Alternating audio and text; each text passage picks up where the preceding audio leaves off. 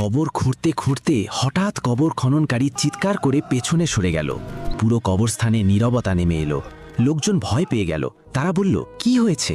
কোনো সাপ বেরিয়েছে নাকি? কাঁপতে কাঁপতে সে বলল, না, সাপ নয়, এই শুকনো মাটি থেকে গোলাপের সুবাস ভেসে আসছে। সবাই বিস্মিত হয়ে গেল। মৃতদেহ তখনও ঘরেই ছিল, কিন্তু খালি কবর থেকেই সুগন্ধ ছড়াচ্ছিল। সবাই দৌড়ে সেই লোকটির বাড়িতে গেল।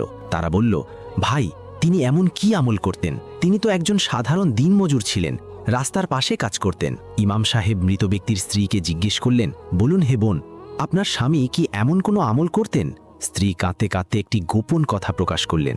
তিনি বললেন, আমার স্বামীর তেমন কোনো আমল আমার চোখে পড়েনি, কিন্তু তিনি কাজ করতে করতে, চলতে ফিরতে তার ঠোঁট সবসময় নড়ত। তিনি প্রতিটি নিঃশ্বাসের সাথে নবী করিম সাল্লাল্লাহু আলাইহি ওয়াসাল্লামের উপর দরুদ শরীফ পাঠ করতেন। ইমাম সাহেবের চোখে পানি এসে গেল। তিনি বললেন, নিশ্চয়ই